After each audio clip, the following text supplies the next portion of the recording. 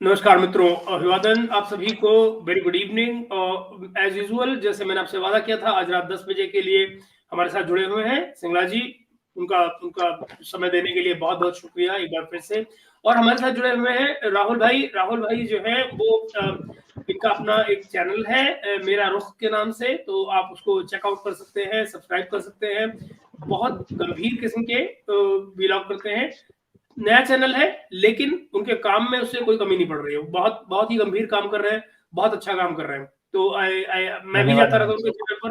और ये सम्मान की बात है कि कोई इतने यंग लड़के जो है वो इतना बढ़िया काम कर रहे हैं, बहुत ही इंटेलेक्चुअल।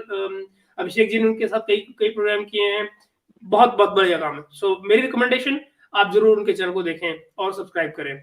और सिंगला साहब धन्यवाद हमारे महेश साथ जी, जुड़े हुए आपने आज हैं। इनवाइट किया इसके लिए बहुत बहुत शुक्रिया।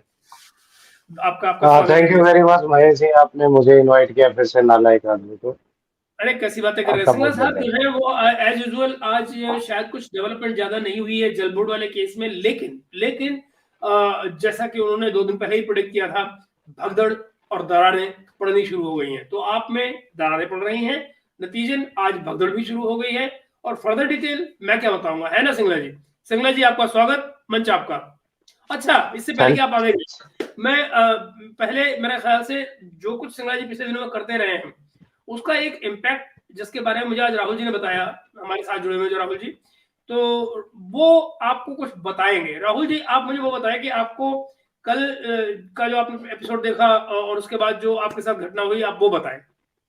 जी जी, ज़रूर मैं वो अनुभव आपके साथ शेयर करना चाहूँगा। एक हमारे मित्र हैं, वो आम आदमी पार्टी के बहुत भक्त हैं। और भक्त मतलब अगर उन्हें अंधभक्त भी कहा जाए तो भी कोई गलत बात नहीं होगी।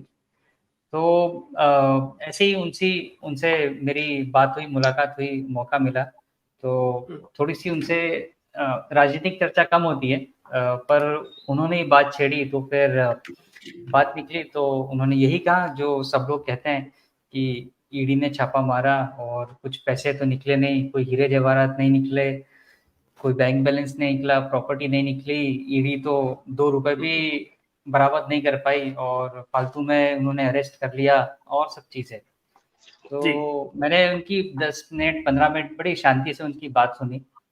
फिर मैंने उनको बोला कि आपके पास आधे घंटे का समय है? तो बोले हाँ है। तो मैंने कहा मैं आपको बताता हूँ कि पैसे कहाँ गए? तो बोले ईडी नहीं बता पाई और आप कैसे बता पाओगे? तो मैंने कहा आप बस ये बताइए आपके पास आधे घंटे का समय है क्या? तो बोले हाँ है। तो मैंने उनको अच्छे से बिठाया और मोबाइल के ऊपर जो आपका और सिंगला जी का जो डिस्कशन था, जिसमें इन्होंने एक्सप्लेन किया था कि गेहूं की बोरी एक गोदाम से चोरी हो, और वो चौकीदार ने फिर वो बोरी जो है वो आटे की दुकान पे ले गया, उससे आटा पिसवाया और 5 लोगों को 20-20 किलो में बांट दिया। अब वो गेहूं खा गए। अब बताओ गेहूं कहाँ है? तो ये जो पूरा नरेशन इन्होंने बताया था, वो उनको मैंने उस वीडियो के माध्यम से बताया। जी। और यकीन मानिए जब वो वीडियो खत्म हुआ, उसके बाद वो बगैर एक शब्द भी बोले वहां से चले गए। मतलब उनके चेहरे पे ये साफ नजर आ रहा था कि उन्हें भी अब समझ में आ गया है कि एक्चुअल गेहूं की हुआ बोरी क्या गई कहाँ पर, राइट? तो तो जिस जिस जिस सरल और बेहतरीन अंदाज से सिंगला जी ने बताया, उसके लिए हैट्स ऑफ। और किसी को अगर नहीं भी पता हो तो भी उनको सब चीज़ें पता पड़ जाएगी। और जैसा मैंने अभी कहा कि कठिन भाषा में या बहुत लंबे लंबे शब्दों का और व्याकरणों का उपयोग करते हुए तो कोई भी बात कह सकता है, पर बेहद सरल शब्दों में बेहद सरल सेंटेंस का प्रयोग करते हुए एक ऐसी भाषा में बताना जिसको हर कोई समझ सके, और जिसे ना भी पता हो उसका बैकग्राउंड, उस एपिसोड का बैकग्राउंड, वो भी समझ सके, इस तरह की भाषा का प्रयोग करके बताना ये निहायत ही कठिन काम है। तो जो सिंगला जी ने किया और बताया, तो हेड्स ऑफ टू यू। मित्रों मैं आपको थैंक यू बताऊं, जैसे कि थैंक यू मेरी very much background sir for the से कॉम्प्लीमेंट। मित्रों, आप मेरी बैकग्राउंड से जानते होंगे कि मेरा थोड़ा बहुत लेना देना साहित्य से रहा है और मैं साहित्य का अनुवाद करता रहा हूँ। मैं आपको बताऊं, ये सबसे मुश्किल काम जरूर होता है, लेकिन आसान भी होता है। आसान उस आदमी के लिए होता है जो उस अपने विषय को पूरी तरह से जानता हो, रचा बसा हो उस विषय में। उसके लिए इस चीज को परोसना आसानी के साथ में और सबसे आसान लहजों में, वो बहुत आसान होता है। जो सबसे खूबसूरत कहानियां हैं हमारी हमारी जिंदगी की, शायद आपको याद हो, कम से कम हमारे बचपन में तो जरूर सुनी होगी। वो कहाँ से शुरू होती थी? एक था राजा, बस। और फिर तमाम कहानी शुरू हो जाती है, उसमें आपको मोरल वैल्यूज भी मिल जाती हैं, एथिकल वैल्यूज भी मिल जाती हैं। मगर बात कहाँ से शुरू होती है?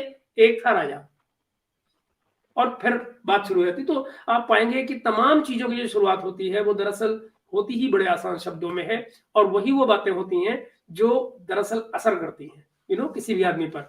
आपको जब आपको कॉम्प्लेक्सिटी की जरूरत तब पड़ती है जब आप लोगों को भ्रमित करना चाहते हैं, जब आप लोगों को गुमराह करना चाहते हैं, जब आप लोगों को, या आप खुद नहीं क्लियर होते हैं, तो फिर आप जिसको फ्रेंच शब्द है, जिसको कहते हैं जागोन, तो वो आप जागोन पे जाते हैं जब आपको दरअसल मूल चीजों का नहीं पता होता। तो आप मोटे मोटे टर्म्स ढूंढ कर लाएंगे, कानूनी, सामाजिक, फिलोसॉफिकल, और आप फिर ढूंढते रहिए डिक्शनरी लेकर। कितने लोग जो है जो डिक्शनरी अगर ढूंढेंगे किसी शब्द को, भाई कह रहा है तो ठीक ही कह रहा होगा, है ना? ऐसे कई लोग होते हैं, वैसे ऐसे कई लोग होते हैं। कुछ लोग भेष बदल कर भी आते हैं, मोटी मोटे भाषाओं का इस्तेमाल करते हैं, एक वाक्य में 20 आपको फैक्ट दे देंगे और आप ढूंढते रहिए, क्योंकि आप न लिख पाएंगे न ढूंढ पाएंगे। तो पता लगा ओहो कितना ज्ञानी पुरुष है। इसके एग्जाम्पल भी आने वाले दिनों में मैं आपको दूंगा, लेकिन फिलहाल बात शुरू करते हैं सिंगला जी के पास, क्योंकि विषय हमारा आज का वही है। सिंगला जी, मंच आपका। सर पहले तो बहुत बहुत धन्यवाद और थैंक यू वेरी मच, आपने बुलाया। और मैं राहुल भाई का बहुत आभारी हूँ कि सर हम क्या बात करते हैं उसकी इम्पोर्टेंस ये है कि उसकी छाप या उसका असर क्या ग्राउंड पे दिख रहा है। तो अगर ग्राउंड पे एक आदमी को ये बात समझ में आ गई, और सर कल आपको अगर याद हो तो मैंने कहा था कि इस आम आदमी पार्टी में जितने भी नेता हैं सब जेल जाएंगे। शायद उसका असर आज ये हुआ कि एक नेताजी जो है आज आम आदमी पार्टी, जो राजकुमार नाम था जिनका, आनंद, उन्होंने राजकुमार आनंद। उन्होंने मिनिस्ट्री भी छोड़ दी और पार्टी भी छोड़ दी सर। और उन्होंने जो लॉजिक दिया सर वो बड़ा इंटरेस्टिंग था। उन्होंने कहा कि कल जब हाई कोर्ट से बेल रिजेक्ट हुई है, उससे पहले हमें ये लगता था कि हमें फंसाया जा रहा है, लेकिन कल जो हुआ उसके बाद ये समझ में आ गया कि यार कुछ तो गड़बड़ है। ठीक है। और हमारा मेन मकसद सर, क्योंकि हम कोई पॉलिटिकल लोग तो है नहीं, हम लोग साधारण लोग हैं, अपना जीवन जीने वाले लोग हैं। बिल्कुल। तो अगर हमारी साधारण बातें किसी को समझ में आ गई और किसी एक आदमी ने भी सही निर्णय लिया, तो हमारा जो ये मेहनत करना है ये सफल हो गया सर। हम दुनिया नहीं बदल सकते, लेकिन अगर एक इंसान को बदल पाए तो हमारा सर सौभाग्य है ये। और थैंक यू राहुल जी, थोड़ा मोटिवेट करने के लिए। और ये क्योंकि इन चीजों से आपको मोटिवेशन मिलता है और आपको धन्यवाद। प्रेरणा मिलती है कि हम इस तरीके के आगे भी प्रयास करते रहें। क्योंकि सर ये लड़ाई अभी शुरू हुई है। आप ये समझिए कि आने वाले कुछ सालों तक ये चलता रहेगा। ठीक है ना सर? इसका कोई अंत नहीं है, क्योंकि भाई लोगों ने इतने घोटाले कर रखे हैं कि जिस पत्थर को उठा के देखेंगे उसमें से एक घोटाला निकलेगा। ठीक है। घोटालों की लिस्ट है सर। जी। अभी भी जितना मेरी नॉलेज में है, मतलब ऐसा कोई डिपार्टमेंट नहीं है जिसमें कोई घोटाला ना हो। मोटा मोटा आप ये समझ सकते हैं सर, हर इनका डिपार्टमेंट जो है घोटालों से भरा हुआ है। और कुछ एक मैसेज मेरे पास भी है सर, परसों शायद की बात है। एक छत्तीसगढ़ लिकर स्कैम भी था सर। हाँ उसको हाँ, सुप्रीम कोर्ट ने कमेंट जो भी है आया था। वो उसको सर रिक्वेस्ट कर दिया उसको। तो ये थोड़ा टेक्निकल सा है, और मैं आप चाहता हूँ थोड़ा एजुकेशनल पॉइंट ऑफ व्यू से, जैसा कि मैं रोज करता हूँ, कि स्टार्टिंग में कॉन्सेप्ट समझाने की कोशिश करता हूँ आसान भाषा में, ताकि हर आदमी को ये समझ में आ जाए कि भाई ये हुआ क्या है और क्यों हुआ है, उसके पीछे कारण क्या है, क्योंकि अब आम आदमी पार्टी उसको भी हाईलाइट करना चालू कर दिया है कि देखो छत्तीसगढ़ में तो जो घोटाला हुआ था, इंटरेस्टिंग बात है सर, वो सेम टू सेम घोटाला है। वहां पे भी 7% से 12% किया गया था, हम्म, ठीक है, हम्म, मतलब 5% से 12% किया, सेम है। हम्म, लेकिन उसको सुप्रीम कोर्ट ने क्वेश्चन कर दिया, और केजरीवाल जी के जो है वो इसको क्वेश्चन नहीं किया सर, ठीक है। तो बिल्कुल इसको समझने के लिए थोड़ा मैं चाहता हूँ कि समझे बात को।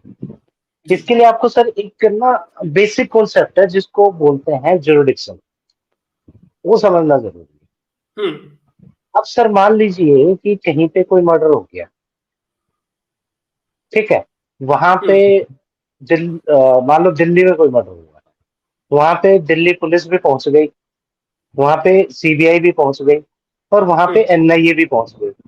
तो इन उसमें इन्वेस्टिगेशन कौन करेगा सर? और याद रखिए, इंटरेस्टिंग बात यह है कि एफआईआर सिर्फ एक ही कर सकता है कोई, 3 हम्म, एफआईआर नहीं हो सकती, हम्म, ठीक है सर। हम्म, तो सिचुएशन बड़ी कॉम्प्लिकेटेड है, और ये बात हमारे कानून बनाने वाले लोग जानते थे कि अगर इस तरीके की जब आप मल्टीपल एजेंसीज खड़ी करेंगे, हम्म, क्योंकि एनआईए भी मर्डर का केस करती है, अगर किसी टेररिस्ट ने मार दिया तो हम्म, एनआईए करेगी, कोई ऐसा मर्डर हो गया है जो हाई प्रोफाइल है तो सीबीआई करेगी, और रूटीन में किसी का मर्डर है तो दिल्ली पुलिस भी कर सकती हम्म, है। इसका मतलब ये है कि मर्डर का इन्वेस्टिगेशन तो सीबीआई कर सकती है, दिल्ली पुलिस भी कर सकती है, और एनआईए भी कर सकती है। और तीनों हम्म, सपोज करो एक ही जगह पहुंच गए, तो हम्म, फिर उसमें पहला स्टेप कौन लेगा? ये बड़ा इंपॉर्टेंट है, इसको कहते हैं जुरिडिक्शन, ठीक है सर। और क्योंकि हम्म, एफआईआर केवल एक ही हो सकती है और इसमें भविष्य में कोई कंफ्यूजन ना हो, इसलिए हमेशा बोला जाता है कि जो फर्स्ट राइट है वो लोकल हम्म, पुलिस का होगा। एफआईआर सिर्फ और सिर्फ जो है सर सीबीआई दिल्ली पुलिस करेगी। हम्म, सीबीआई कभी भी इस तरीके के केसेस की एफआईआर नहीं करती है। हम्म, नॉर्मली क्या होता है कि जो इसको बोलते हैं हम स्पेशल क्राइम केसेस या ट्रेडिशनल क्राइम बोलते हैं। नॉर्मली इस तरीके के केसेस जब भी सीबीआई में जाएंगे तो 4 तरीके हैं उसको जानने के। या तो हाई कोर्ट बोलेगा उसको कि ये सीबीआई इसकी जांच करे, या सुप्रीम कोर्ट बोलेगा, या स्टेट गवर्नमेंट बोलेगी, या सेंट्रल गवर्नमेंट। सेंट्रल गवर्नमेंट बोलेगी ये बिल्कुल 4 तरीके हैं इस तरीके के कोई भी किसी केस को सीबीआई में ट्रांसफर करने। हम्म, सिमिलरली जब भी कभी ऐसे घटना होगी और जहां पे लगता है कि आपको टेररिस्ट एक्टिविटी है, तो फिर सेंट्रल गवर्नमेंट उसमें या high court supreme court intervene करके बोल सकती है कि आप जो है ये केस एनआईए को दीजिए। एनआईए को दीजिए लेकिन बिल्कुल एफआईआर हमेशा जो है सर वो लोकल पुलिस करेगी, ठीक है। राइट वो एफआईआर ट्रांसफर हो जाएगी सर, ठीक है। अब चाहे सीबीआई हो या एनआई हो, वहां पे री रजिस्टर होगी एफआईआर, एफआईआर नई होगी, नंबर नया डलेगा, लेकिन जो पहली एफआईआर है वो एज ए कंप्लेंट उसी एफआईआर का पार्ट बन जाएगा। मतलब राइट फर्स्ट एफआईआर कभी चेंज नहीं होती। Now it will become the first document of the current FIR. Current FIR में सिर्फ बेसिक डिटेल होंगी, और जहां कंप्लेंट पार्ट है वहां पे पुरानी FIR as it is verbatim उसमें जुड़ जाए। शामिल हो जाएगी तो पहला बिल्कुल ये समझाने का पर्पज क्यों है, क्योंकि हम्म, मैंने सर आपको बताया था कि ईडी हर केस नहीं कर सकती। हम्म, नॉर्मली कहीं एक क्राइम होता है पहले। हम्म, मैंने बेसिकली 3 कैटेगरीज बताई थी जिसकी वजह से पीएमएलए को लाया गया था, कि हम्म, जब जब काला धन आएगा तो वो कहाँ से आएगा। सबसे पहले स्टार्टिंग में आता था सर नार्कोटिक्स एंड ड्रग्स से, हम्म, जो हम्म, नार्कोटिक्स से जो काला धन बनता था, धीरे हम्म, धीरे सर उसके अंदर फिर टेररिस्ट एक्टिविटीज होने लगी। तो हम्म, टेररिज्म में जो मनी का इन्वॉल्वमेंट था उसमें अगर लॉन्ड्रिंग हुई तो वहां से ये पीएमएलए अटैच होना चालू हुआ। फिर उसके बाद करप्शन भी ऐड हो गया। तो हम्म, सिमिलरली सर कौन कौन से टाइप के केसेस हैं, इस हम्म, तरीके की एक लिस्ट है सर, हम्म, 10-15 कैटेगरी की लिस्ट है, जो कि राइट पीएमएलए के एक्ट के अंदर ही लिखा हुआ है। इसको बोलते हैं सर शेड्यूल। हम्म, क्या बोलते हैं सर? शेड्यूल। हम्म, ओके सर। हम्म, तो पीएमएलए का जो शेड्यूल है सर, उसमें जिन केसेस को मेंशन किया हुआ है कि अगर इस तरीके का कोई क्राइम हुआ है, उससे जो मनी निकल के सामने आई, ठीक है सर, वो मनी अगर मनी लॉन्ड्रिंग के थ्रू ब्लैक एंड व्हाइट में कन्वर्ट हुई है, तभी पीएमएलए एक्ट उसमें लागू होगा। सिमिलरली आप देखेंगे तो मैंने बताया था सीबीआई का भी एक एक्ट होता है जिसको डीएसपीई एक्ट बोलते हैं, Delhi special police establishment act. उसका भी एक शेड्यूल है। उस शेड्यूल के अंदर सारे वो क्राइम है जो सीबीआई इन्वेस्टिगेट कर सकती है, हर क्राइम नहीं करती। तो उस शेड्यूल में, शेड्यूल मतलब एक लिस्ट है, अगर कोई चीज मेंशन है तभी सीबीआई उस तरीके के क्राइम को करेगी, अदरवाइज सीबीआई उसको नहीं कर सकती। और ये क्योंकि एक्ट है तो एक्ट पार्लियामेंट पास करती है कि किस तरीके के केसेस सीबीआई करेगी। सिमिलरली ईडी कौन कौन से टाइप के केसेस कर सकती है, तो उस शेड्यूल के अंदर उसका मेंशन होना जरूरी है। सिमिलरली एनआईए जो केसेस करेगी, तो एनआईए जो एक्ट है, ठीक है सर, वो एक्ट के शेड्यूल में जो जो केसेस उसमें लिखे हैं, एनआईए वही केसेस कर सकती है। तो यहाँ जो छत्तीसगढ़ लिकर घोटाले में हुआ क्या कि उन्होंने पॉलिसी जेन्युइन बनाई सर, उससे कमाई जो हुई वो गई भी गवर्नमेंट को, लेकिन इन लोगों ने बेईमानी जो की वो इनकम टैक्स के टाइम पे की। ओके, प्राइमरीली ये केस था इनकम टैक्स का, ठीक है। और वो जो पर्टिकुलर एक्ट जो उसको बोलते हैं सर प्रेडेटर, पहला मेन क्राइम क्या हुआ आप इसको समझिए।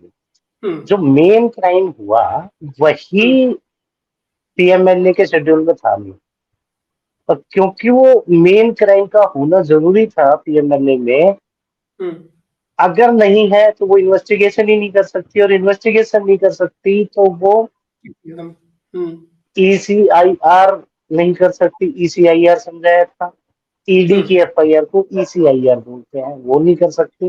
वो नहीं कर सकती तो चार्जशीट नहीं कर सकती। अच्छा, आज आपके दर्शकों को ये भी बता दूं कि चार्जशीट नॉर्मली जो होता है वो पुलिस करती है, ठीक है। ईडी हो या एलसीबी हो, ये कंप्लेंट फाइल करते हैं। चार्जशीट का दूसरा नाम होता है कंप्लेंट। तो आप अगर इनको देखेंगे तो ये लास्ट में इन्वेस्टिगेशन कंप्लीट होने के बाद कंप्लेंट फाइल करेंगे। तो ना तो ये ईसीआईआर कर सकते थे, ना ही ये कंप्लेंट फाइल कर सकते before court of the law. तो इसके अगेंस्ट में जो वहां के आईएएस ऑफिसर थे वो थोड़े पढ़े लिखे थे, जेन्युइन वाले, असली वाले, हमारे सर जी की तरह नहीं डिग्री वाले। तो वो गए कि भाई ये तो शेड्यूल्ड ऑफेंस ही नहीं है। तो ईडी जो है इसमें जो भी उसने ईसीआर की या जो भी कंप्लेंट फाइल की है, अब दोनों बात समझ में आ गई सर। ईसीआईआर का क्या मतलब और कंप्लेंट का क्या मतलब है, यानी कि एफआईआर और चार्जशीट, ठीक है। तो ये इलीगल हो गया, ठीक है सर। तो इसमें और भी क्राइम हुए थे, तो सुप्रीम कोर्ट ने उसको क्वेश्चन कर दिया। ये पूरा का पूरा लीगल था क्योंकि it was not a scheduled offence. Scheduled offence मतलब जो पीएमएलए के शेड्यूल में मेंशन नहीं था वो क्राइम जिसमें ओरिजिनल एफआईआर हुई थी, सही, ठीक है जी।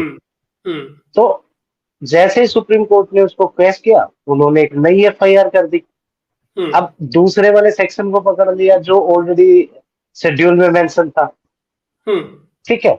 तो नेक्स्ट डे ही नई एफआईआर हो गई। तो वो शराब घोटाला खत्म नहीं हुआ, एक चीज बस थोड़ा सा टेक्निकल लेवल में उसको थोड़ा सा चेंज किया। और जो सुप्रीम कोर्ट हमेशा जजमेंट देगा सर, वो लीगल ग्राउंड्स पे देगा। उसकी लीगल वैलिडिटी कितनी है, वो कानून को सही तरीके से इम्प्लीमेंट किया गया है कि नहीं किया गया।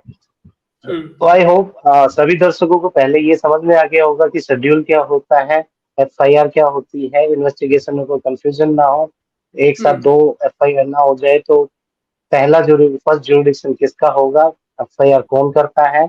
इन्वेस्टिगेशन कोई भी करे, एफआईआर री रजिस्टर होती है, कभी उसी को दोबारा से नंबर चेंज करके सेम एफआईआर रखी जाती है। इन्वेस्टिगेशन चाहे कोई भी करे, एफआईआर हमेशा पुलिस करेगा। सिमिलरली इस केस में भी छत्तीसगढ़ की जो एफआईआर थी उसी के बेसिस पे ये सारी कार्रवाई हुई। तो ये हुआ sir educational point of view से। एक बात रुकिए, यहाँ पर सिंगला साहब मैं आपसे एक सवाल इसलिए डाल रहा हूँ क्योंकि शायद आपकी बात से रिलेटेड है, और ये प्रश्न इसलिए लेना आवश्यक मुझे लग रहा है कि जो आप एजुकेशन पर्पज से कर रहे हैं, शायद इन सज्जन को उससे थोड़ी सी क्लैरिटी मिल जाए। ये लीजिए वो सवाल। सिंगला साहब सिर्फ दिल्ली पर ही बात करेंगे। भारत के सभी राज्यों में दिल्ली में से बड़ी-बड़ी पढ़ना पड़ेगा इसको। हाँ, दिल्ली से बड़ी-बड़ी ऐसी घटनाएं हैं, उस पर भी जानकारी दें। भारत बहुत बड़ा देश है। क्या कहते हैं आप? लॉजिक सर, आज छत्तीसगढ़ पे बोल तो दिया, ठीक है। वही मेरे ख्याल से शायद आपके प्रश्न का इसमें उत्तर आ गया हो सुनील भाई, लेकिन अगर नहीं तो आप दोबारा भी पूछ सकते हैं। जी सिंगला साहब आगे चलिए। तो सर अब आते कल पे जहां से हमने छोड़ा था सर, ठीक है। क्योंकि 2-3 आज ऐसा नहीं है कि घटनाक्रम नहीं हुआ सर, घटनाक्रम बहुत जबरदस्त हुआ है ओके। और केजरीवाल साहब से रिलेटेड हुआ है। तो कल एक आपको याद है सर, जब संजय सिंह बाहर आया था तो मैंने एक बात बोली थी। मैंने कहा सर 2-3 दिन इस आदमी को ऑब्जर्व करना, जितने धड़ल्ले से ये अगले 2-3 दिन में बयान दे रहा था कोर्ट की डायरेक्शन के बावजूद, बिल्कुल, क्या इसको डर नहीं लग रहा जेल जाने के लिए? यानी कि कुछ तो प्रोटेक्शन मिली हुई है, कुछ तो एग्रीमेंट करके आए हो भाई साहब आप। बिल्कुल। और ये बेल अपने आप में एक बहुत रहस्य है, और रहस्य कुछ नहीं सर, सेटलमेंट और एग्रीमेंट हो चुका है, यही रहस्य है। और मैंने आपको ये भी कहा था कि सर इसका पर्पज, ये मोदी जी ने वो मास्टर स्ट्रोक खेला है कि आम आदमी पार्टी के लिए ये आउट ऑफ सिलेबस क्वेश्चन आ गया और उनको समझ ही नहीं आ रहा कि प्लान बी क्या है और सी क्या है। अब आप देखिए सर, इसके बाहर आते ही सुनीता जी के वीडियो बंद। बिल्कुल। और जब ये पैर छूने गया था तो मैंने क्या बोला था कि पैर छू के ये बता रहा था इन्हें जमीन में रहने तो वरना उखाड़ के फेंक दिए जाएंगे। तो वो एक मैसेज था, पैर छूना एक बहाना था। तो सुनीता जी के सारे सर वीडियो जाना बंद। उसके बाद भाई साहब भूख हड़ताल करते सुनीता जी गायब। अगले दिन फिर कैंडल मार्च निकलती है, वहां से सुनीता जी गायब। बिल्कुल तो भाई साहब ये समझाओ, कोई जिनके पति के लिए इतना कुछ हो रहा है तो उनकी धर्मपत्नी जी चीफ मिनिस्टर की पोजीशन पे बैठी हुई है कुर्सी पे, उनको पिक्चर में क्यों नहीं लेके आ रहे? तो इंस्ट्रक्शंस क्लियर कर दे दी गई थी। सेम डे सर मैंने ये भी बोला था, असली गेम सर पंजाब में होगा, भगवंत मान का भी खेल। बिल्कुल सर ये बताइए, उसके ऊपर तो ऐसी कंडीशन थी कि आप एनसीआर से बाहर जा ही नहीं सकते, तो भाई साहब चंडीगढ़ कैसे पहुंच गए, वो भी सीएम से मिलने? इसका मतलब क्या, इन्हें डर नहीं लग रहा वापस जेल जाने से? तो आंसर है हाँ। तो भाई डर क्यों नहीं रहे? क्योंकि कुछ तो प्रोटेक्शन है। बिल्कुल। इसका एक्ट हम कुछ प्रिडिक्शन नहीं करते सर, आदमी की हरकतें बताती है कि जो कर रहे हो उसके पीछे there is always a story behind every story. बिल्कुल। अब जिस तरीके से भगवंत मान से मिले हैं, मुझे ऐसा लग रहा है दोनों में ये सेटलमेंट होना है कि कन्वेयर कौन बनेगा और चीफ मिनिस्टर कौन बनेगा। तो भाभी जी को तो इंस्ट्रक्शन दे दी गई है। मैंने तो बोला था भगवंत मान को झाड़ू के साथ पार्टी अलग होने वाली है, देख लीजिएगा। और संजय सिंह को इसलिए भेजा गया है कि भाई साहब चुपचाप चीफ मिनिस्टर बना लो या कि आगे कुछ किया जाए। और जब तक ये चीफ मिनिस्टर नहीं बनेगा तो पार्ट ऑफ द डील पूरा हो ही नहीं सकता। सही। ये भी समझाया था, क्योंकि जो बाहर है वो तो है, अंदर की चीजें बाहर कैसे आएंगी, उसके लिए कुर्सी पे बैठना पड़ेगा। बिल्कुल। तब सबसे बाद में जेल जाने वाला आदमी सबसे पहले बाहर आ जाए। इंटरेस्टिंग। अपने आप में इंटरेस्टिंग। और ये हमने फर्स्ट डे बोला था, ये मोदी का मास्टर स्ट्रोक है और ये आम आदमी पार्टी के लिए आउट ऑफ सिलेबस क्वेश्चन आ गया है और अब इनको कुछ नहीं समझ में आ रहा। सर आतिशी जी आसाम के अंदर सर वो रैलियां कर रही है। आप समझ रहे हैं, जो कल तक चीफ मिनिस्टर बनने के लिए सुबह से हम 10-10 प्रेस कॉन्फ्रेंस कर रही थी, अचानक से सर लोकसभा की इलेक्शन याद आ गई, प्रचार करने, वो भी असम जहाँ पे उन्हें जीतना भी नहीं है। बिल्कुल। तो इन्हें साइड लाइन किया गया है या क्या किया गया सर? और कल मैंने एक बात और बोली थी सर, भगवंत मान जी कल जेल जाएंगे, पर जाएंगे कैसे? उन 6 लोगों में तो इनका नाम ही ना संजय सिंह का है ना इसका। तो मैंने कहा ये पॉलिटिकल ड्रामा है सर, इन्हें मिलने नहीं दिया जाएगा। ये तो कल के वीडियो में बोला आपके। बिल्कुल। और आज नहीं मिलने दिया गया सर, आज वही हो गया। फिर आपके दर्शक कहेंगे शिवला जी प्रोडिक्शन करते हैं। भाई साहब ये प्रोडिक्शन नहीं है, ये कॉमन सेंस है, जो दिख रहा है उसके पीछे क्या चल रहा है आप भी देखोगे तो समझ में आएगा। बिल्कुल।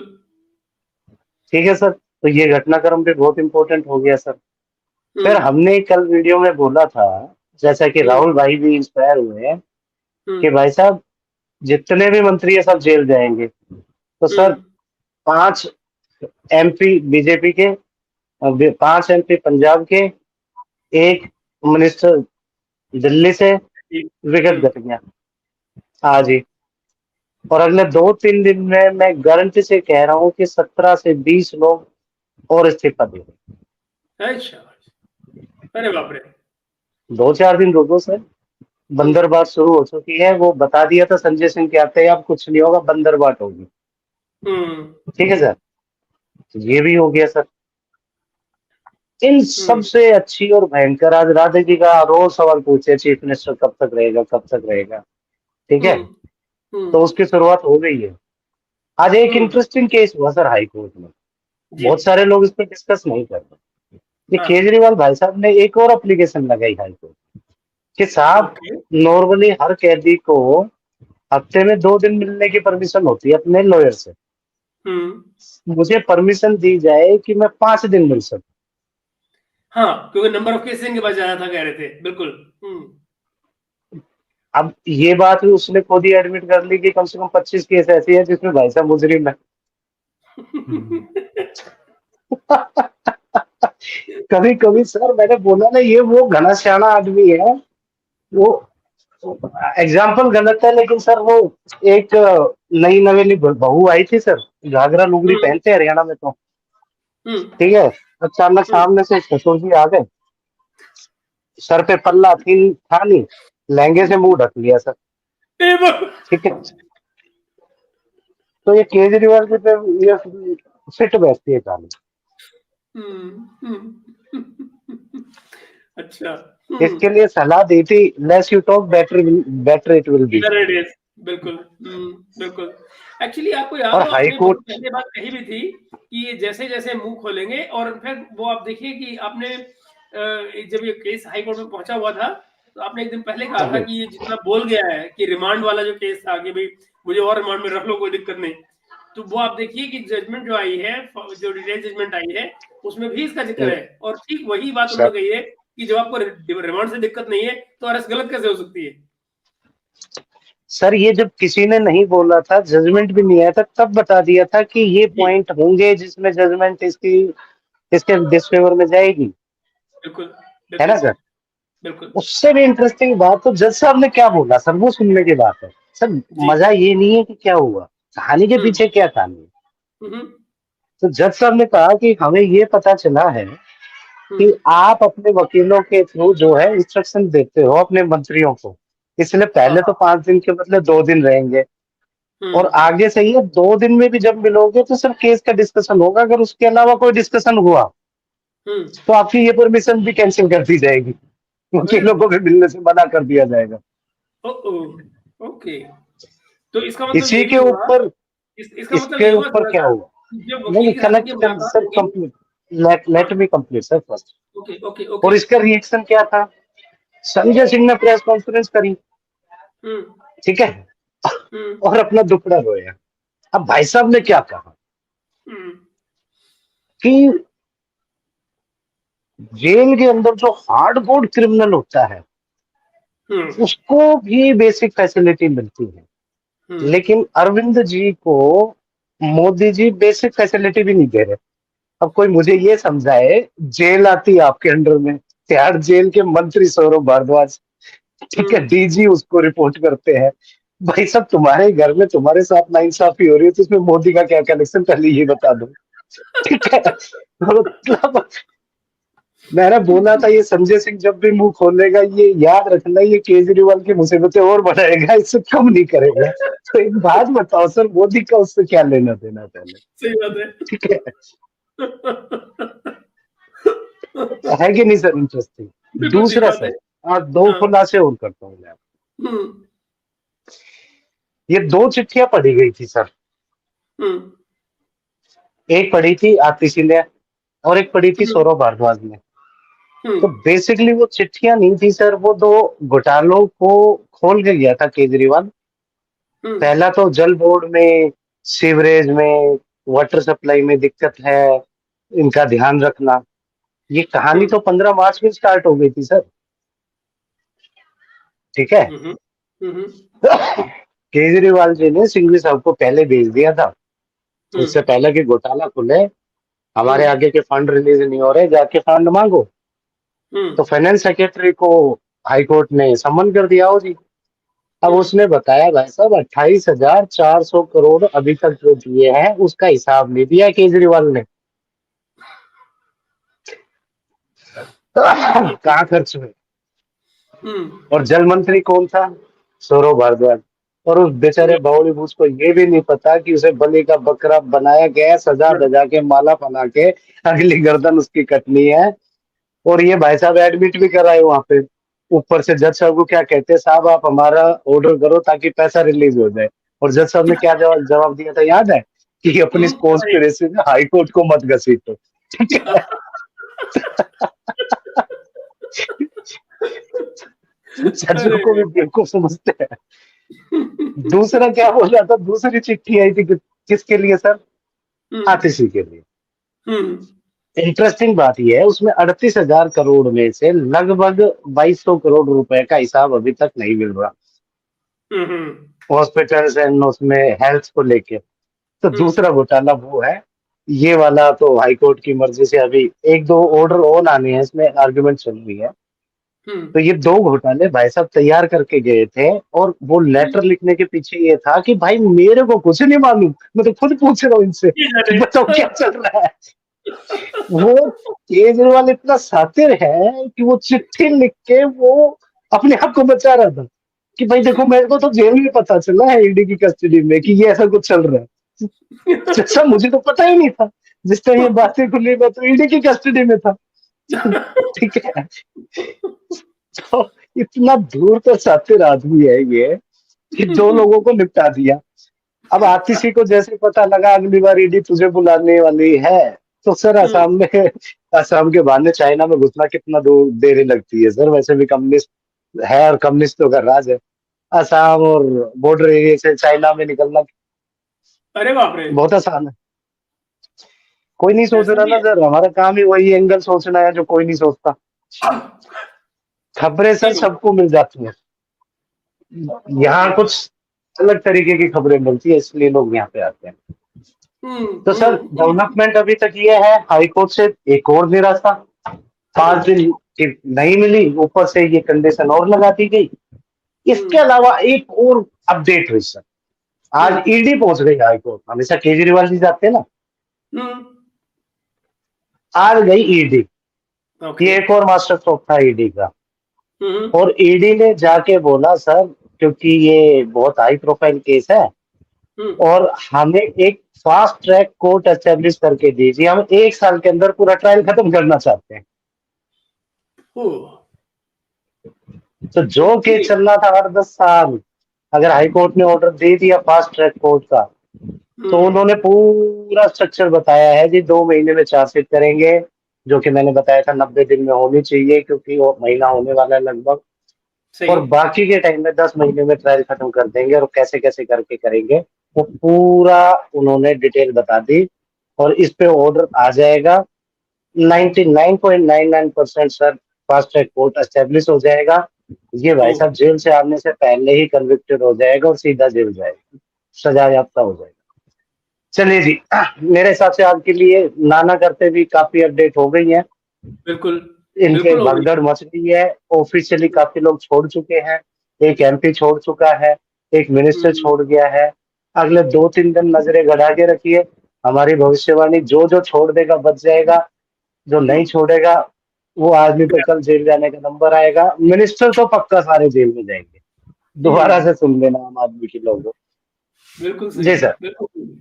हम फटाफट फिर क्वेश्चंस ले लेते हैं ताकि हमारा अभी आज का वक्त कितना 34 मिनट नहीं हो गया इसमें है। ये राहुल भाई पहली बार आए, इनका भी तो ओपिनियन ले लें सर, ये तो बेचारे जी चुपचाप ही जी बैठे हैं। What's your take Rahul on भाई दैट? आप बताएं जी। नहीं बिल्कुल, टेक अवे यही था कि मैंने सुबह महेश जी को बताया था जब उनसे बात हो रही थी कि जब ये अन्ना आंदोलन के जरिए केजरीवाल जी आए थे, तो मैंने इनको बताया था कि इनसे इनसे प्रभावित होके मैंने भी वो मैं हूँ आम आदमी वाली टोपी जो वो भी ली थी।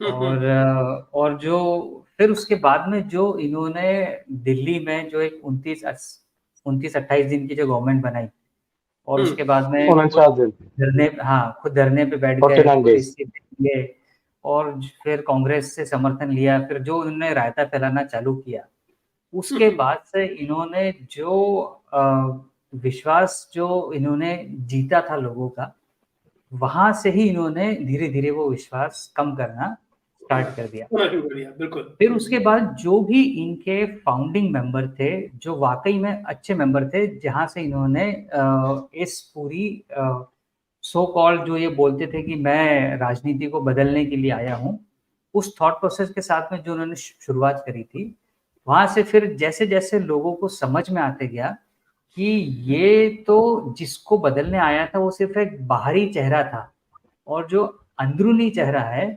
वो तो कुछ और ही है, और वो ऐसा चेहरा है कि जो इस राजनीति में जो अब तक गंद मची है, उसमें और भी ज्यादा गंद मचाने वाला काम है, जो इसके थॉट प्रोसेस है। फिर आप देखिए कितने ही आपको दर्जनों नाम मिल जाएंगे जो इनको एक एक करके छोड़ते हुए चलेंगे। तो वहां से फिर इन्होंने अपना विश्वास अपने जो लोगों में जो इनके साथ आए थे वहां पे खोना स्टार्ट किया, और जो लोग आम लोग जो इनके ऊपर भरोसा किया था, जिन्होंने इन्हें वोट दिया था, वहां से भी विश्वास खोना स्टार्ट किया।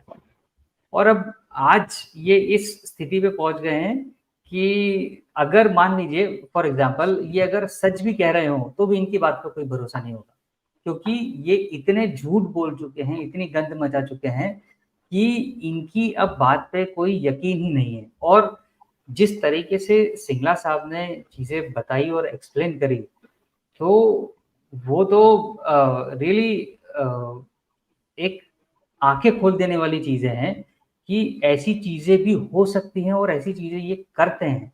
और जो उन्होंने बड़ी अच्छी बात बोली कि डिग्री वाले, राइट, तो ये जो अब तक प्रधानमंत्री से डिग्री मांगते फिरते थे कि वो अपनी डिग्री बताए, अब चूंकि ये डिग्री होते हुए कितने शातिर दिमाग से अपनी सारी चीजों को, अपने सारे घोटालों को जो ये बचाने का काम कर रहे थे, वो अब समझ में आता है। पर चूंकि एक हमारे यहाँ एक अपने पूरे देश में कहावत चलती है कि चोर कोई ना कोई सुराग छोड़ जाता है, कितना भी शातिर क्यों ना हो, कोई ना कोई एक आधा सबूत छोड़ जाता है। तो वही उस एक आधे सबूत से जो लिंक बनते जाती है, और वही लिंक बनते बनते फिर गोदाम से 20 किलो के आटे की बोरी के रूप में बाहर आती है, 100 किलो के आटे की बोरी के रूप में बाहर आती है।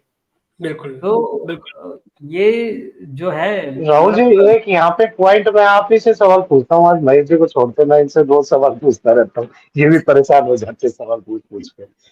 इसकी डिग्री क्या है बता सकते हैं आप?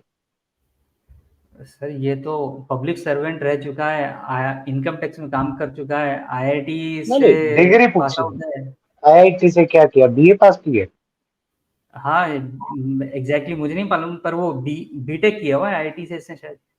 जी, आईआईटी से बीटेक किया हुआ है, ठीक है। उसके बाद जॉब कहाँ की सर? उसने कुछ स्टील ट्यूब ऑफ इंडिया में भी जॉब करी है। नहीं, गवर्नमेंट के कौन से डिपार्टमेंट में? हाँ, गवर्नमेंट में गवर्नमेंट के कौन से? इसने शायद गवर्नमेंट के इनकम टैक्स डिपार्टमेंट में काम किया है। गुड। इनकम टैक्स डिपार्टमेंट में अपने आप को ये कमिश्नर बोलता है, जो कमिश्नर कभी नहीं बना था, पर असिस्टेंट कमिश्नर रहता है, ठीक है।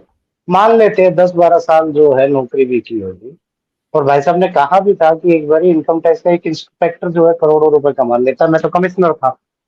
तो सर इनकम टैक्स में इनकम टैक्स डिपार्टमेंट का मेन काम क्या होता है? कॉमन सेंस का क्वेश्चन है सर, इसमें आपको ज्ञानी होने की जरूरत नहीं।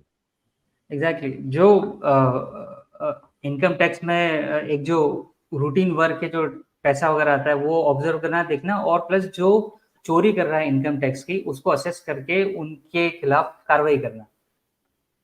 मोटे मोटे 2 काम होते हैं। जो इनकम टैक्स नहीं भर रहे उनसे भरवाना, और जो बराबर। गलत भर रहे हैं उनको पेनल्टी लगाना। सर यही बराबर। काम होता है ना सर? ओके।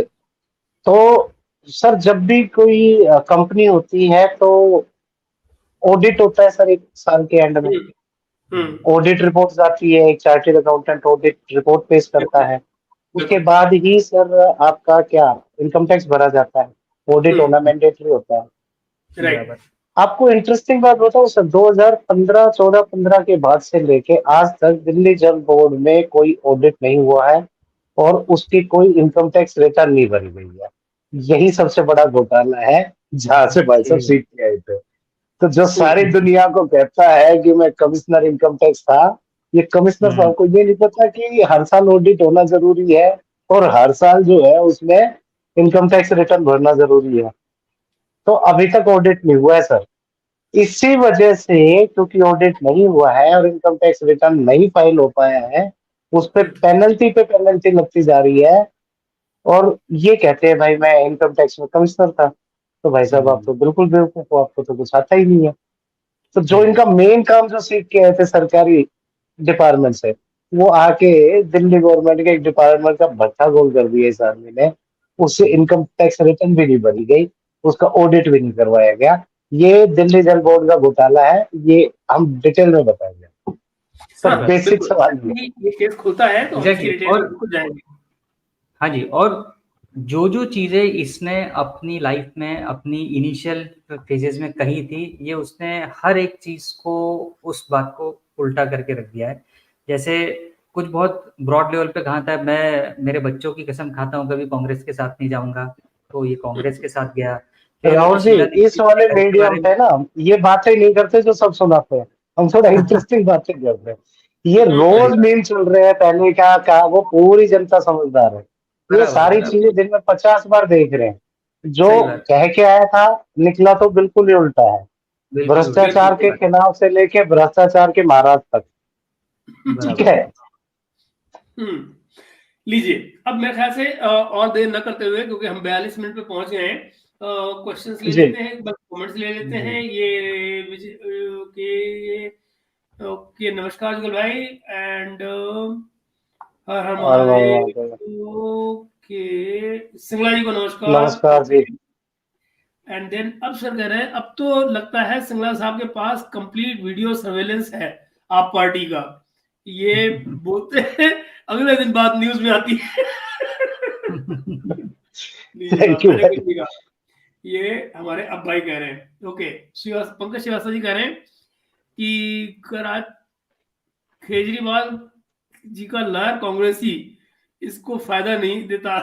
ओके ठीक बात है। फंसा तो नहीं रहा सर, फंसा तो नहीं रहा भाई साहब। एक बात बताओ, किसने कहा उसको रखने के लिए? चेंज कर दो उसको। और हम तो कह रहे सर अच्छा सच बताना, मैंने पहले दिन क्या कहा था, ये अभिषेक मनु सिंघवी को सर ये लॉयर होना नहीं चाहिए। जिस तरीके की दलीलें पेश करता है, मुझे तो ऐसा लगता है इसको किसी पॉलिटिकल रैली में जाके भाषण देना चाहिए, क्योंकि इतना बड़ा लॉयर इस तरीके की स्टूपिड आर्ग्यूमेंट देता है।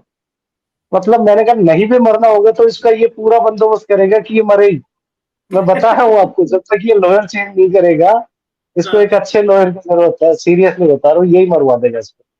तो मुझे लगता है जब तक लॉयर चेंज करने की बात इनको होश में आएगी तब तक फंस चुके होंगे बुरी तरह।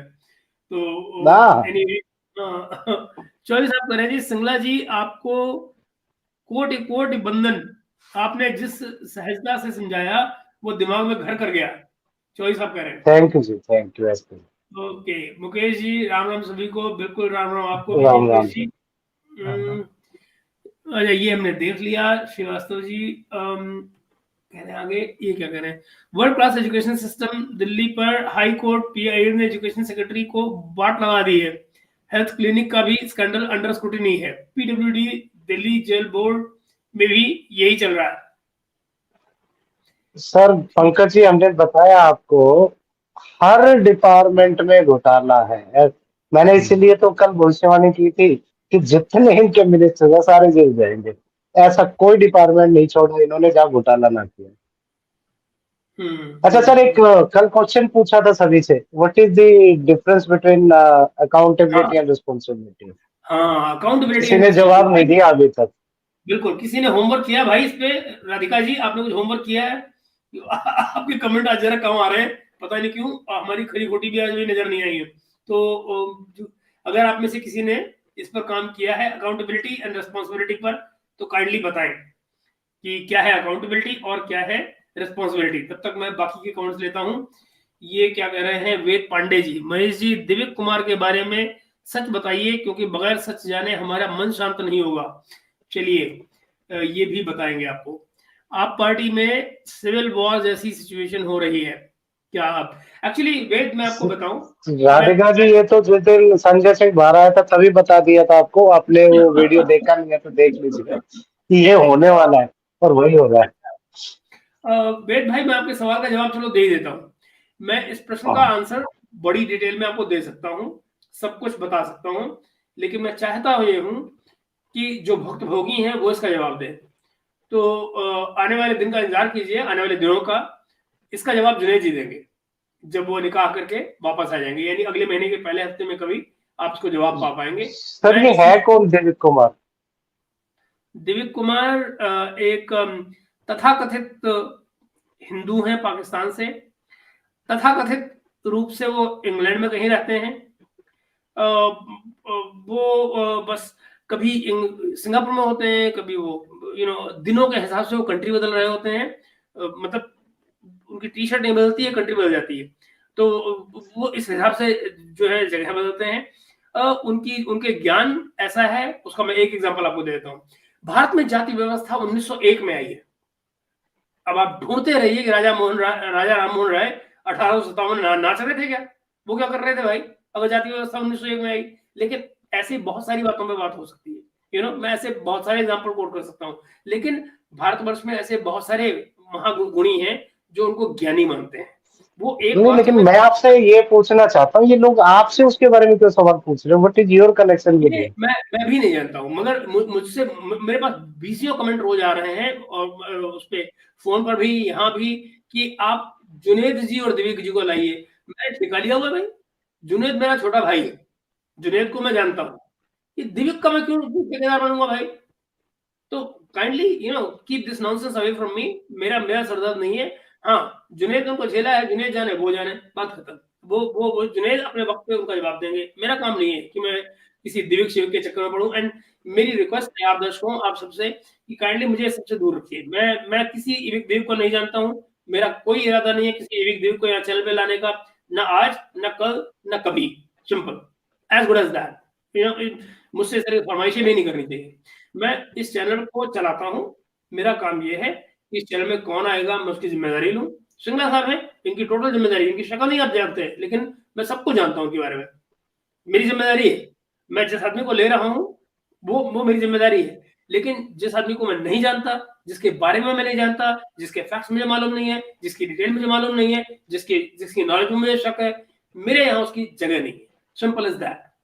तो let's keep it at that, and बाकी की बातें जुनैद साहब सुनिएगा। चलो मूव फॉरवर्ड करो। हाँ, इससे ज्यादा मेरे ख्याल से बात करने की जरूरत नहीं है भाई। ये हो गया Santosh ji Radhika ji, are right, perfectly. Radhika ji कह रही sir nothing called perfect. Atishi Assam में क्या करने गई है, उनको कोई जानता भी है वो?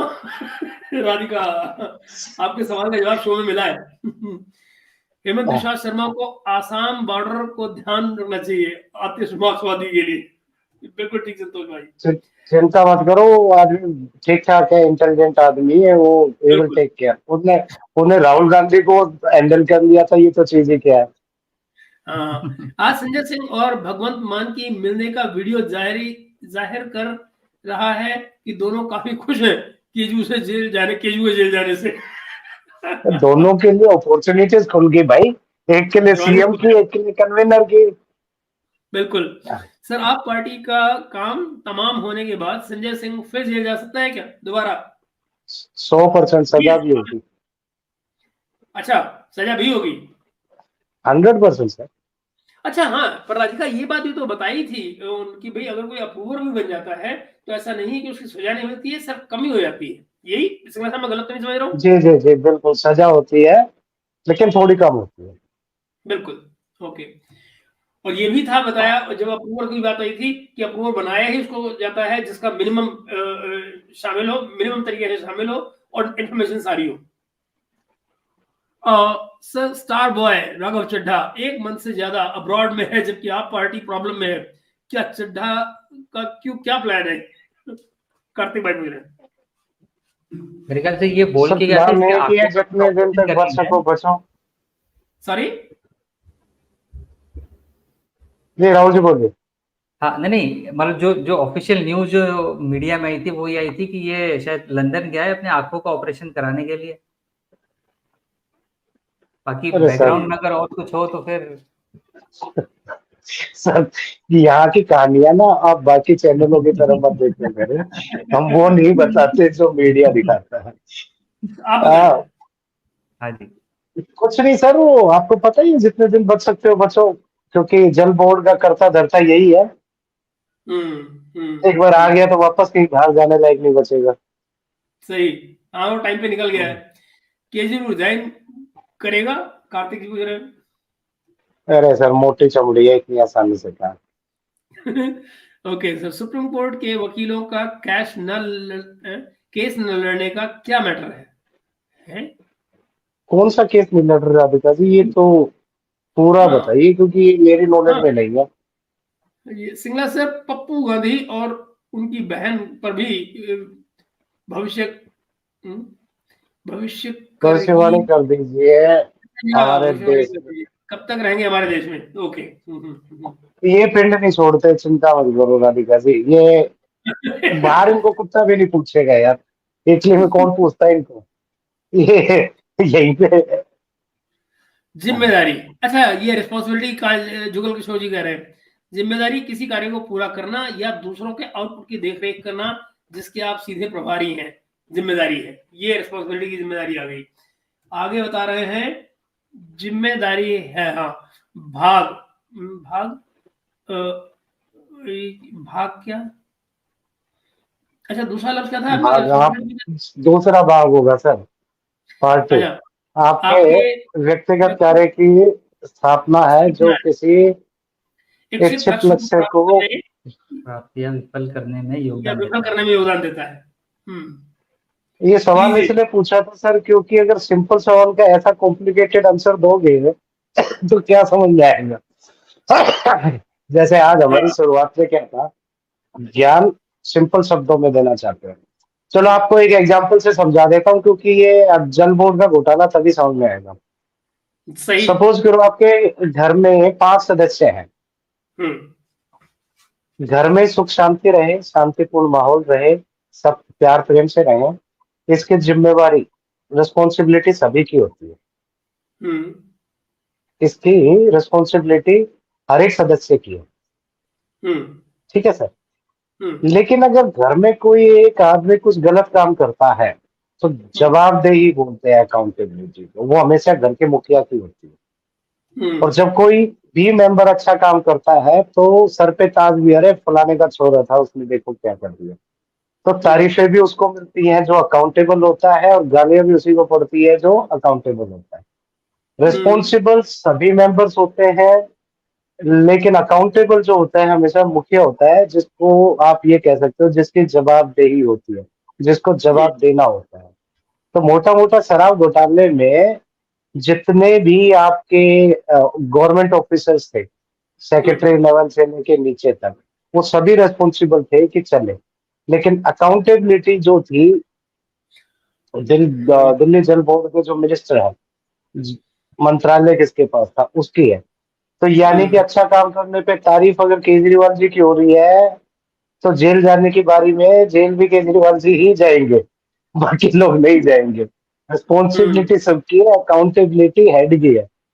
तो इसमें जो सही। डिस्प्यूट चल रहा है वो रिस्पॉन्सिबिलिटी वर्सेज अकाउंटेबिलिटी, क्योंकि दिल्ली गवर्नमेंट ने उनको बोला कि ये ढंग से काम नहीं कर रहे, पैसे नहीं कर रहे, वो कर रहे।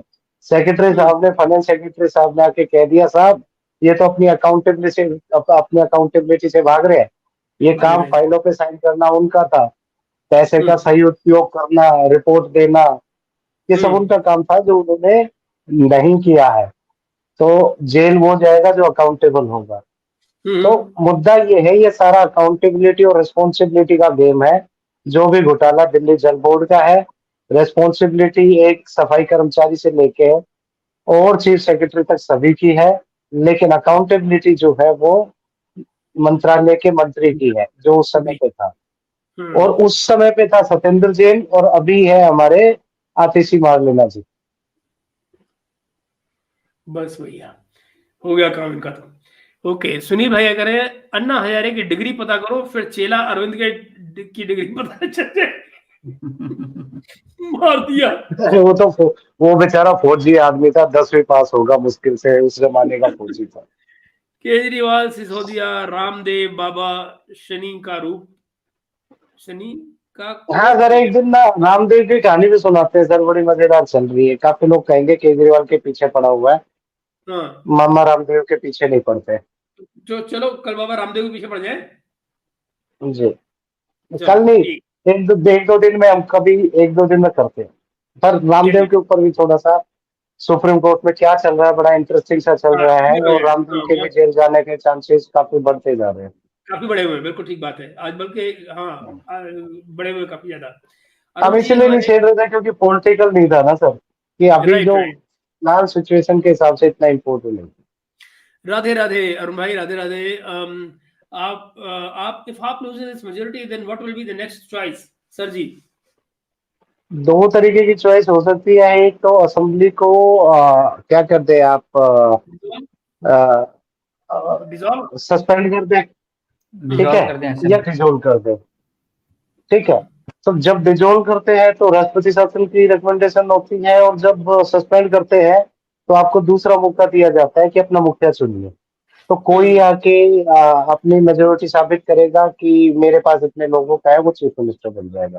तो दो पॉसिबिलिटी है, डिसोल्व करने की और सस्पेंड करने की। ओके, जुगल जी कह रहे हैं जी, जवाबदेही आपके व्यक्तिगत कार्यों की स्वीकार्यता है जो किसी इच्छित लक्ष्य को प्राप्त करने या विफल करने में योगदान करती है। जुगल भाई तुम तो यार, बिल्कुल, व्यक्तिगत के साथ संगठन की भी जिम्मेवारी होती है, घर के मुखिया की जिम्मेवारी हर एक परिवार के सदस्य की होती है। तो बिल्कुल अकाउंटेबिलिटी सबकी होती है, पूरे ग्रुप के लिए होती है। हाँ, अकाउंटेबिलिटी एक की होती है, रिस्पॉन्सिबिलिटी सबकी होती है। सर ये वैभव कुमार भी प्लांटेड था क्या केजरीवाल के लिए? ये ना ना ना बताओ। ना, ये पुराने जमाने के साथी है, और जब ये नौकरी किया करते थे तो इनका प्यार प्रेम बहुत पुराना है। अब ये प्यार प्रेम इन्वर्टेड कॉमा में है मित्रों, तो समझ जाओ। मंडे को सीजीआई केजरीवाल की अपील एक्सेप्ट करेगी क्या? नहीं, एक्सेप्ट करना मतलब कोई भी अपील तो एक्सेप्ट हो गई है, पर उसको डेट नहीं मिली है एक्चुअली। ये कहानी भी बताना भूल गए सर।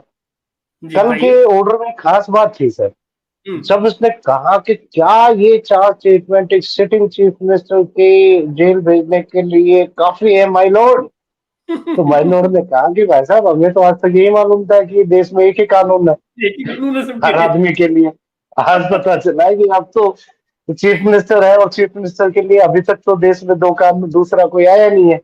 हाँ और हाँ। आज इसी बात की पुष्टि हुई है सर सुप्रीम कोर्ट में। ये कल हम्म गए थे अर्जेंट बेसिस पे, रात में खुलवाओ और चालू करो। जज साहब हम्म ने कहा ठीक है, मेरे घर तो देख लेंगे, और आज डेट नहीं थी। बोला कल छुट्टी है, अब आराम से मंडे को देखते हैं। तो ये एक इनडायरेक्ट मैसेज था कि आप, hmm you are no longer a special man, you are an ordinary man. जैसे बाकी लोगों का नंबर आता है, आपका भी आ जाएगा। तो ज्यादा सही। हैरान परेशान होने का। कोई तुक नहीं है। आजकल जेल जाना बहुत ही महान कार्य समझते हैं लोक प्रतिनिधि के। इसमें भी सर थोड़ा ऐड कर दूं, ये जिस तरीके के ड्रामे होते हैं ना, धरने वरने अनशन वनशन, क्योंकि इनका कोई बैकग्राउंड नहीं होता, इसको कोई सजा नहीं होती। इसको बोलते हैं सर प्रिवेंटिव डिटेंशन। अब समझना हाँ, सर, सही बिल्कुल। प्रिवेंटिव डिटेंशन जो होता है, कोई क्राइम नहीं होता। अन्ना हजारे को भी जेल में डाला था, तो बिल्कुल हाँ, 24 उसका घंटे बाद छोड़ लॉजिक दिया। ये होता है, हम्म उसका लॉजिक ये होता है, अगर ये बाहर रहेगा तो अर्थ, क्या अर्थ law law and order and order situation की को प्रॉब्लम होगी। बिल्कुल। हो सकती है। उसके लिए हम्म प्रिवेंटिव डिटेंशन होता है। तो उस सही। केस में जो जेल जा रहा है उसे पता है कुछ बाहर आना ही है, पर हाँ करप्शन करके घोटाले करके जो अंदर जा रहा है, वो बेचारे की धड़कनें कितनी बड़ी होंगी, जरा उसी से पूछो कि मैं बाहर कभी आ पाऊंगा कि नहीं आ पाऊंगा। तो ये महान कार्य नहीं है। छत्तीसगढ़, अच्छा ये संतोष जी कह रहे हैं छत्तीसगढ़ लिकर केस में स्कैम में सीजीआई ने ईडी को डिस्ट्रॉय कर दिया था, ये क्या है भाई? सर आज ही तो समझाया पूरा का पूरा, उसमें ये टेक्निकल स्टार्टिंग ग्लिच में था। बताया ना, पिंगला साहब ने जो स्टार्टिंग में बताया था। मेरे ख्याल से संतोष जी शायद लेट आए होंगे इसलिए इनको हाँ। बताया ना। संतोष जी इस प्रोग्राम को शुरू में देखिएगा, सबसे पहले हमने उसी को एक्सप्लेन किया था। मुझे याद नहीं कि शायद ये आई होप कि मैंने अच्छे से आसान भाषा में समझाया था कि भाई क्यों, क्या उसमें टेक्निकल था, और वो री रजिस्टर हो गया केस, तो कोई दिक्कत नहीं है सर वहाँ पे। हाँ, और वो उसके केस अंदर आगे उन्होंने चलेगा। इनकम टैक्स में घोटाला किया था उन्होंने, एग्जैक्टली। ठीक है, तो मित्रों आपसे आज के लिए विदा लेने का समय आ गया है, और आप सभी से दरख्वास्त कि चैनल को सब्सक्राइब कीजिएगा और कमेंट जरूर कीजिएगा, और अगर आप किसी सोशल मीडिया प्लेटफॉर्म से जुड़े हैं, जहां भी जुड़े हैं, या अपने दोस्तों से या रिश्तेदारों से, तो वीडियो को शेयर कीजिएगा। उससे ये तमाम इन्फॉर्मेशन जो हम और आप बात कर रहे हैं, ये ज्यादा से ज्यादा लोगों तक जाएगी। तो जिस बदलाव की लड़ाई हम सब लड़ रहे हैं, वो ज्यादा से ज्यादा लोगों तक जाएगा। सिर्फ राहुल जी के आसपास जो लोग रहते हैं उन्हीं तक नहीं, आपके आसपास जो लोग रहते हैं उन पर भी जानी चाहिए ये बात। तो हमेशा की तरह से लाइक कीजिए सिंगला जी को और हम सबको, और चैनल को भी और वीडियो को, और फिर हम मिलते हैं कल एक बार। सर एक ऐड करता हूँ, राहुल जी का लिंक डाल दो अपने उसके अंदर मैं डिस्क्रिप्शन में डाल देता हूँ, मैसेज में, हालांकि आप उनके ताकि नाम के साथ लोग इनको भी, बिल्कुल उनके नाम के आगे लिखा हुआ, मेरा लिखा हुआ है, ये उनके चैनल का नाम है, लेकिन मैं डिस्क्रिप्शन में अभी जब टैग लगाने जाऊंगा तो वहां पे डाल दूंगा, तो आप टेंशन ना लें, उसकी वो भी हो जाएगा। वेरी गुड इवनिंग सिंह भाई, गुड टू सी यू, आप लेट हो गए आने में। और जुगल भाई कह रहे हैं आगे, सर मुझे तो अब सिंगला जी को सुनने का नशा हो गया है। भाई गॉड, नशेबाजी मत करो यार, नशा नशी गंदी बात।